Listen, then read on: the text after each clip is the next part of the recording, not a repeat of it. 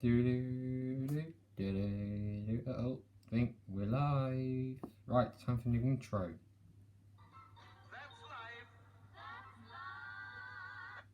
That's it, that's life. That's the new channel name. And that's your intro from now on, I think. Or maybe not. I mean, a bit delayed, so yeah. Anyway, today we are going to do a A-level OCR question structure video, helping anyone studying the Italian unification and later Tudor topics on the question structure and the best way to approach each question. Today we're going to focus on Italian unification. And before we start, I hope you're all well. Please share the video, hit the like, subscribe if you are new. But yeah, we'll get into it today. We're going to do the Italian unification.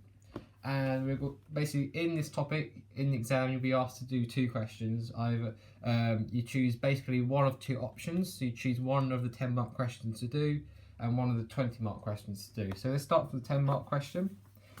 Basically, what you have to do in this one is really, it will give you an option, and normally it's the most important, and then you have to analyse which factor or which person or which event is most important for a certain thing, such as unification of Italy. And in this question, because it's only a 10-mark question, you should be spending about 20 minutes on it or so, sort of thing. And you don't really need an introduction, or you don't need an introduction, but you can go straight into the analytical side of things. And basically, what you do is you have one factor and another factor in each paragraph. You could do it either a different way if you wanted to, but basically in one paragraph you analyse why this factor is important or most important, and then you give a counterpoint, and then you put your judgment at the end of the paragraph whether you think it's most important or not most important with relation to the other factor, and then you move on to the second paragraph where you do the same for that factor. And you are sustaining your judgment throughout because you're making relevant references to the other factor. And then at the end, obviously, of each paragraph, you're concluding with your judgment to show that you have made some inferences about the different factors and how important they were in terms of whatever the question asks you about. And then afterwards, if you would like to, you could, well, no, I would suggest doing a conclusion at the end, a separate paragraph, just a concluding statement saying, outlining which is the most important factor, giving a counter argument, or what some people might give as a counter argument in your conclusion to show you have considered the other side and considered the other interpretation of what you believe. But then also make sure that you do include that judgment, because that is what you get your marks for. You get your marks for analysing both sides, saying why is it most important, why it isn't important or not so important, and you get marks for your judgment as well. So that's the best way to get 10 out of 10 in that 10-mark question. Again, you should spend about 20 minutes on that question before you move on to the 20-mark question, which we'll move on to now. And basically, with the 20-mark question, it's different to your 10-mark question in Italian unification, but it's similar to the Elizabeth question you would get in your later Tudor exam. Not exactly the same, but it's similar in the sense that you would have an introduction regarding the question topic. And then you have 3 debate points, 3 paragraphs analysing for and against, but giving basically an overview of the information with detailed examples. And then at the end you have a conclusion.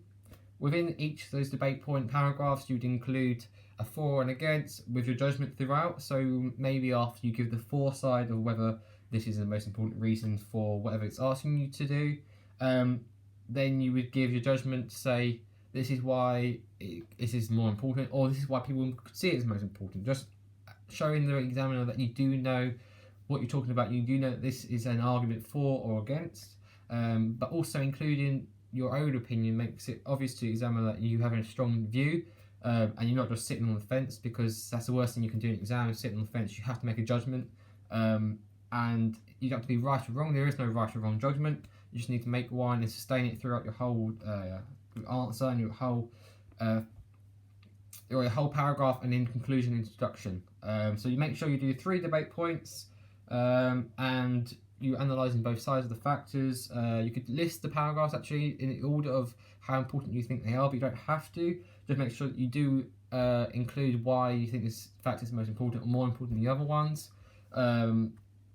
Or whatever the questions asked you, use the wording of the questions in your answers, both in the 10-mark and 20-mark questions.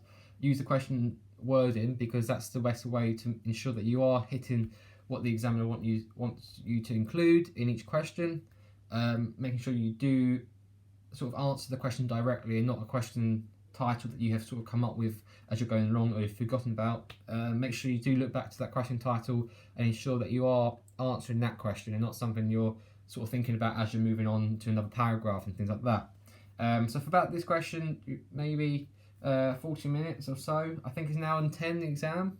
No, it's an hour, isn't it? So 40 minutes and 20 minutes. So you should be able to sort of manage it in 20 minutes for the 10 mark question and then 40 minutes for the 20 mark question. You can give a bit of leeway if you need more time for the 20 mark question if you're quite quick on the 10 mark question, but don't rush it in that sense.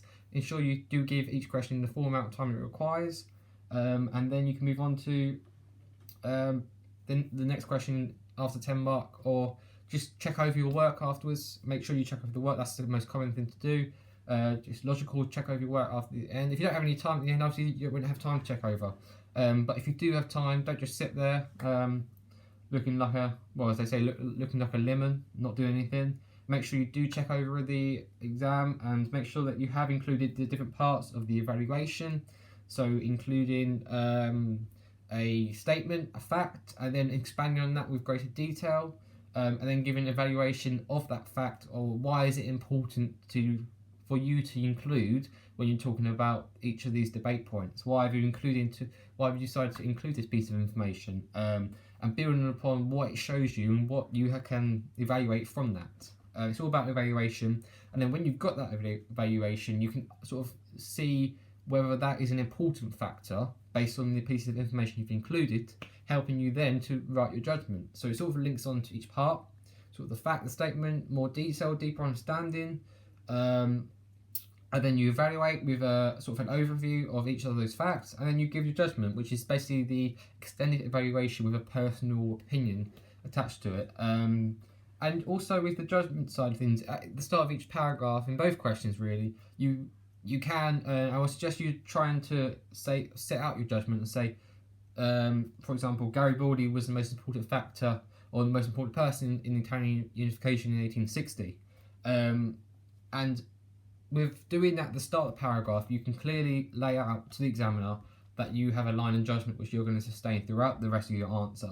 And it helps the examiner to see that you have included the judgment. Because if you leave the judgment right to the end, it's not seen as sustained throughout. But if you do it at the start of each paragraph and introduction, conclusion, it's sustained judgment. It's throughout. Sustained basically means doing it throughout your answer. So if you ensure to do it at the start of the paragraph, each paragraph, then you've done it throughout, haven't you? So yeah, that's how to tackle both these questions. In a later video, I'll be doing the later tutor topic, how to tackle those question types. A bit different in structure. But yeah, that's it. And if you follow those tips and listen to your teacher's advice at school, other people's help and guidance, I think you'll do very well in exams. I know it's been suggested that the exams might be pushed back a bit later this year. Labour trying to do that. But whenever your exams are and whenever you sit in this exam, even at school for small assessments, just remember those tips and you'll be good to go really. So yeah, hope you enjoyed the video. If you did, please leave a like, subscribe if you're new, share the video to others, expand the channel. That'll be my aim, just expand the channel. And I'll see you again soon for another video. I'm not going to do the intro again because I can't get, I don't know what's happening on my phone really. But anyway, thank you for watching.